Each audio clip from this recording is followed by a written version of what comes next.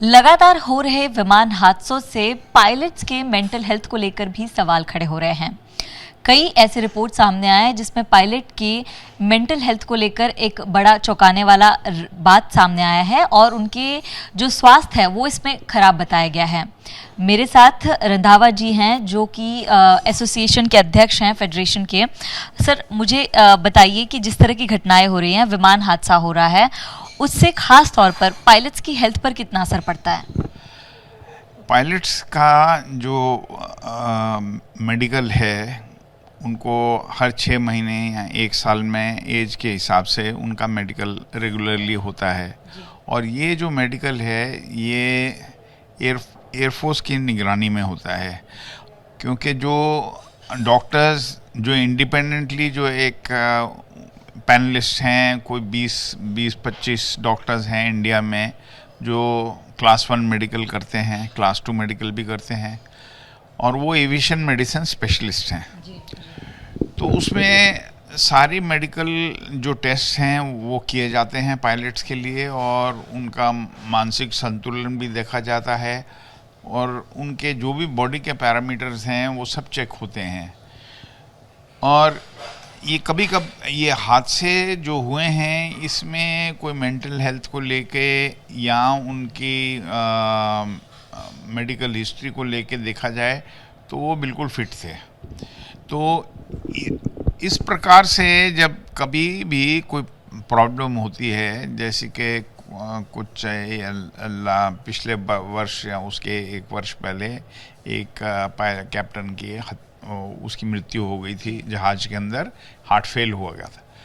तो उसने 3 महीने पहले मेडिकल किया था।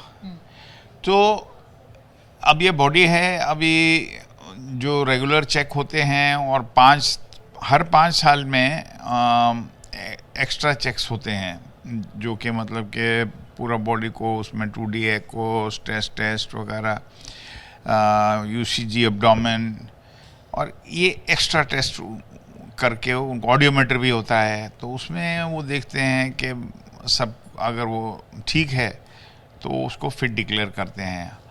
अगर कोई भी मेडिकल के अंदर अगर किसी भी पायलट के लिए अगर देखा जाता है कि उसकी मेडिकली वो फिट नहीं है, तो उसको फिर वो अनफिट कर देते हैं, कभी 3 महीने के लिए, कभी 6 महीने के लिए। जैसे किसी की एंजियोप्लास्टी होती है तो 1 साल के लिए उसको ग्राउंड कर देते हैं। अब ये मानसिक संतुलन को लेके जो चर्चा हो रही है कि होना चाहिए, साइकेट्रिक टेस्ट होना चाहिए। आज तक देखा जाए तो दुनिया में 2 वाक़या हुए हैं, एक जर्मन विंग्स का हुआ है और एक इथोपियन जहाज का, अभी तक जो साबित हो चुका है। तो अभी जो गल्फ़ कैरियर्स हैं आपके गल्फ़ के अंदर, इतिहाद एमिरेट्स है, कतार है, फ्लाई दुबई है, वो लोग पायलट की एंट्री के टाइम पे एक साइकोमेट्री टेस्ट करते हैं। सो साइकोमेट्री टेस्ट जो है वो एक वहाँ पे मस्ट है, और दूसरा वो ड्रग टेस्ट शुरू करते हैं। अभी भारतीय रेगुलेशन के हिसाब से भी अभी हम जो हैं ड्रग टेस्ट मैंडेटरी कर दिया है, जो भी पायलट ज्वाइन करता है, और फिर उसकी एक परसेंटेज है, वो हर साल उतने परसेंटेज पायलट जितने एयरलाइन में रहते हैं उनका ड्रग टेस्ट होता है। बट मानसिक संतुलन को लेके ऐसा कोई अलग से टेस्ट नहीं होता है। रेगुलर जो मेडिकल होते हैं उसमें टेस्ट होते हैं।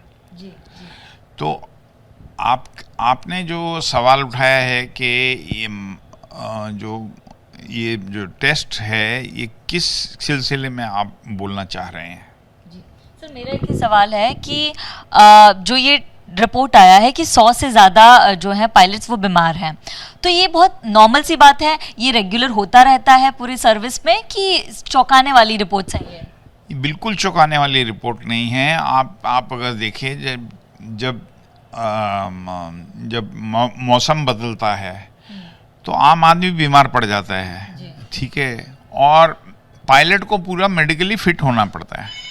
तो अगर आप देखें तो जैसे कि अगर कोई भी प्रॉब्लम होती है, जैसे कि उसको बुखार हो गया या खांसी हो रही है, तो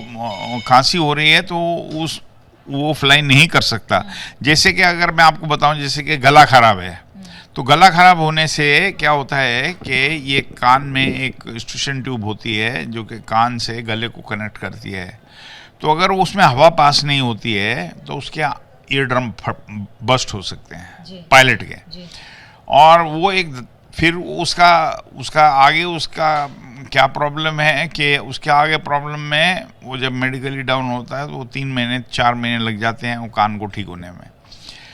और किसी भी हालत में पायलट को अनफिट नहीं होना चाहिए फ्लाई करते टाइम। तो ये कोई फटीग फैक्टर नहीं है, कई बार फटीग भी हो जाता है। तो उस फटीग को तो अभी पूरी तरह से कवर कर दिया है जो डीजीसी का सिविल एविएशन रिक्वायरमेंट है एफडीटीएल पे, फ्लाइट ड्यूटी टाइम लिमिटेशन पे। तो उस सिलसिले में मतलब पायलट जो है उसी दायरे में फ्लाई करता है और उससे ज़्यादा वो कंपनी भी उसको फ्लाई नहीं करा सकती किसी भी हालत में।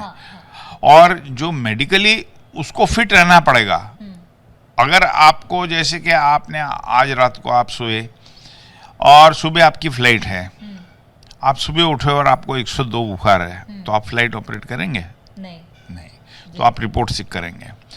तो अगर 100 पायलट, और इस टाइम पायलट की संख्या मेरे ख्याल हिंदुस्तान में 15-18 हज़ार के करीब होगी। तो 100 पायलट का क्या है? इतने लोग तो अगर आप एक शहर में एक छोटे देखें तो 100 आदमी को बीमार पड़ जाता है। तो हर की अलग अलग वजह होती है। किसी को जुकाम हो गया, किसी का पेट में दर्द है, किसी को कुछ ज़्यादा मेडिकल प्रॉब्लम हो जाती है। और उसके बाद क्या होता है कि वो 15 दिन के मेडिकली अनफिट रहने के बाद उसको मेडिकल बोर्ड के पास जाना पड़ता है फिट होने को। कंपनी का डॉक्टर फिट नहीं कर सकता उसको। तो उसको फिर मेडिकल करना पड़ता है जो वो 6 महीने और 1 साल में करता है। तो वो दोबारा करना पड़ेगा।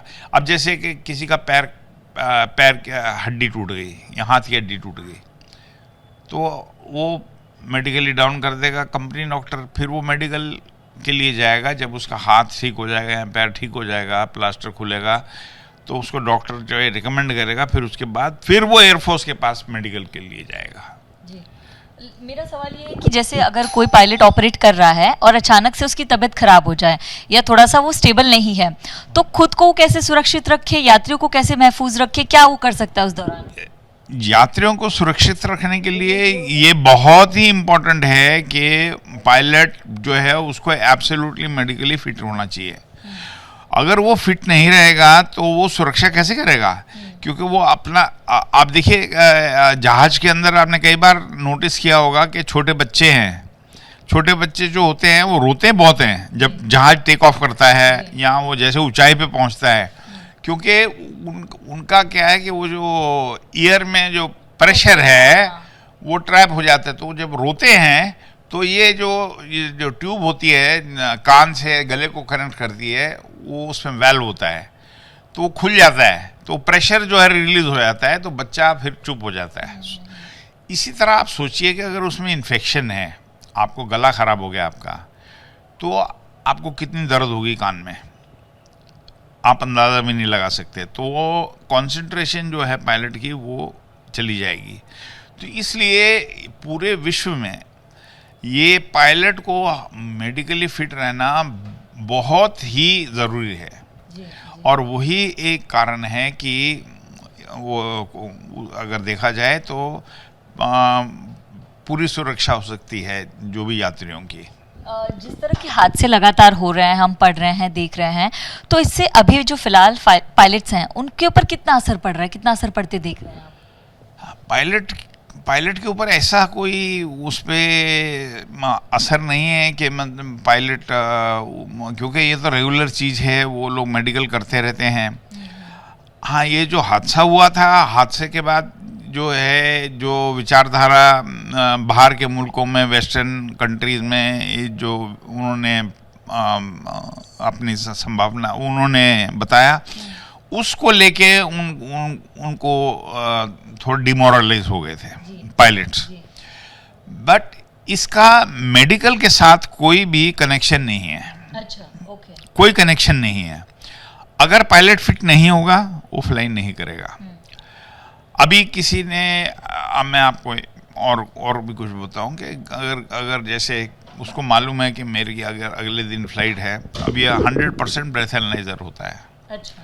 तो 100% ब्रेथ एनालाइजर से वो भी एक सुरक्षा की तरफ देखा जाए तो एक भारत ऐसा विश्व है, ऐसा देश है जहां पर के ब्रेथ एनालाइजर जो है 100% किया जाता है, और इसकी जो लिमिट है 0.000 है, जबकि अमेरिका के अंदर 0.002 है, या कई मुल्कों में 4 है। तो हमारे मुल्क में तो 0 है। शून्य का मतलब कि अगर आपको कई बार होता है कि जरूरी नहीं कि आपने पी रखी थी तो उससे हो गया आपको, कई बार स्ट्रॉन्ग परफ्यूम लगाने से या कुछ ऐसी दवा खाने में जिसमें अल्कोहल था, अच्छा, उससे भी पॉजिटिव हो सकता है। ये बहुत बार देखा गया है कि स्ट्रॉन्ग परफ्यूम लगाया हुआ है और कई लोग हैं वो पीते नहीं हैं, फिर भी हो गया। तो ये एक चेक्स प्रोसीजर्स हैं वर्ल्ड के अंदर। इसी तरह जैसे कि ये डिपार्चर के पहले होता है ब्रेथ एनालाइजर टेस्ट, अराइवल पे भी होता है। अच्छा, अच्छा। लंबी फ्लाइट में या कोई भी फ्लाइट में अगर कभी कोई पी लिया हो, ऐसा आज तक हमने कभी अराइवल पे नहीं सुना कि कोई पॉजिटिव हो गया है। और पायलट अगर पकड़ा जाए डिपार्चर के पहले, तो पहली बार में उसका जो लाइसेंस जो है 3 महीने के लिए सस्पेंड हो जाता है और एंट्री। आप कह रहे हैं कि ऑलरेडी इतना स्ट्रिक्ट ये पूरा रूल्स है मेडिकल को लेके, तो कोई पायलट वैसे भी अपनी तरफ से कोई कमी नहीं रखता है। सरकार ने कहा है कि जो ट्रैफिक कंट्रोल हैं, जो पायलट हैं, उनका एक मेंटल हेल्थ जो है ट्रेनिंग दी जाए। क्या इससे सहमत है? उसमें क्या कुछ शामिल करना चाहिए रंधावा जी? मेरे हिसाब से अगर आपको ट्रेनिंग करनी है तो एक बहुत ही ज़रूरी चीज़ है जो कि पायलट्स का होना चाहिए, वो है पायलट्स का या एटीसी कंट्रोलर्स का और या इंजीनियर्स का, जो भी जहाज़ के ऊपर काम करते हैं, उनका एक साइकोमेट्री टेस्ट जो कि गल्फ ने शुरू किया। अच्छा। और ये ज़्यादातर एजेंसीज हैं वर्ल्ड में, हिंदुस्तान में भी हैं। तो एक साइकोमेट्री टेस्ट से एक मानसिक संतुलन का आइडिया हो जाता है एक साइकोलॉजिस्ट को। तो एक ये तरीका है। और जैसे पायलट्स का मेडिकल होता है, इंजीनियर्स का और एटीसी कंट्रोलर्स का कोई ऐसा मेडिकल नहीं है जी। सो पायलट, जहाँ तक पायलट्स का सवाल है, तो वो लोग जो हैं उनका तो कंटिन्यूसली आपको बोला कि हर 6 महीने में मेडिकल होता ही है। हाँ, उसमें साइकेट्रिक एवेल्यूएशन नहीं है। अच्छा, वो साइकेट्रिक एवेल्यूएशन नहीं है। उसमें क्या है ना, आँखें, अपना ईएनटी जो बोलते हैं, आई ईयर नोज थ्रोट, वो चेक होता है। ब्लड प्रेशर चेक होता है, वेट चेक होता है। ये देखा जाता है कि उसको हाइपरटेंशन या उसको डायबिटीज़ कोई ऐसी बीमारी नहीं है, उस पर ले रहा है तो उसके टेस्ट करे जाते हैं। हर 6 महीने में वो टेस्ट करके, 1 साल में टेस्ट करके लेके जाता है अगर उसमें कुछ भी मेडिकल में आता है। तो अलग से साइकेट्रिक एवेल्यूएशन नहीं है। अच्छा, लेकिन अब सरकार ने कहा है कि मेंटल ट्रेनिंग होनी चाहिए, तो आपको लगता है वो भी ज़रूरी है? होनी चाहिए। अगर मतलब कि अगर उनको ये ऐसे वर्ल्ड है, ऐसे आईकॉम ने कोई इसमें टिप्पणी नहीं दी है, तो इसका कितना प्रभाव पड़ेगा पायलट के ऊपर, वो अभी कुछ कहा नहीं जा सकता।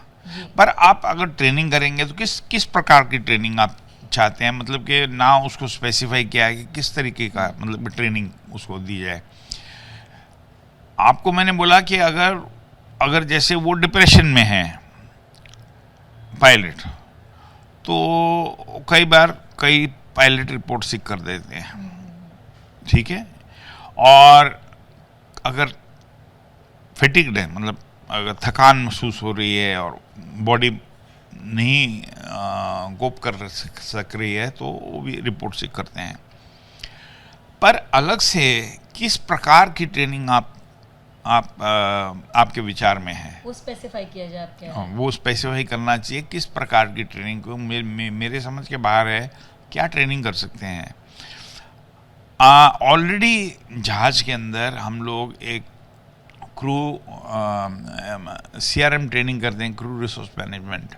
मतलब कि जिस चीज जो आप ह्यूमन फैक्टर्स को लेके 2 पायलट्स हैं या कैबिन क्रू है, तो उनके साथ आपको कैसे इंटरेक्ट करना है, तो वो एक बहुत इम्पोर्टेंट चीज़ है। क्योंकि आफ्टर ऑल जब भी फ़्लाइट एक जगह से दूसरी जगह जाती है तो सब उसके भागीदार होते हैं उसको सफल उस फ्लाइट को सफल करने के लिए। तो वो CRM ट्रेनिंग हम देते हैं, वो हर साल होती है, कॉकपिट क्रू की भी और कैबिन क्रू की भी। और उसमें ह्यूमन फैक्टर्स पे बहुत विचार किया जाता है। और कई एक्सीडेंट्स उसमें हम लोग दिखाते हैं, और उसमें कैसे क्रू कोऑर्डिनेशन से अगर वो उसमें उसको इमरजेंसी को अच्छे से उन्होंने टैकल किया। अदरवाइज मेरे विचार से कि अलग से कुछ ऐसी ट्रेनिंग दी जाए तो वो फिर स्पेसिफाई करनी चाहिए DGCA को कि किस प्रकार की ट्रेनिंग करना चाहते हैं। अगर वो सकारात्मक है तो आप उसका स्वागत करते हैं? हाँ, हम स्वागत करते हैं कि मतलब अगर कोई ऐसी चीज़ है तो स्वागत करते हैं। पर और किसी भी देश में, विश्व में ये अभी तक ऐसा कुछ हुआ नहीं है। जहाँ पे के 2 क्रैश भी हो चुके हैं, एक जर्मनी है, दूसरा इथोपिया है, वहाँ पे भी नहीं हुआ है। तो अगर ऐसी विचारधारा है तो उसको देख सकते हैं कि ये क्या चीज़, मतलब किस प्रकार की ट्रेनिंग करना चाहते हैं। जी। तो रंधावा जी अध्यक्ष वो कह रहे हैं कि अगर ट्रेनिंग की बात की जा रही तो उसको स्पेसिफाई किया जाए कि किस तरह की ट्रेनिंग होगी, क्योंकि जिस तरह उन्होंने डिटेल में बताया कि फिजिकल से लेकर मेंटल जो एक प्रिपरेशन है, फिटनेस है, उसकी ट्रेनिंग शुरुआत में दी जाती है पायलट को। लेकिन अगर सरकार कुछ नया चाहती है तो उसको लेकर एक तरह से क्लियर भी किया जाए। और अहमदाबाद हादसे के बाद लगातार तरह तरह की घटनाएं सामने आ रही है और कई तरह के सवाल खड़े हो रहे हैं। कैमरा पर्सन हासिफ खान के साथ नम्रता दुबे, ABP न्यूज़, मुंबई।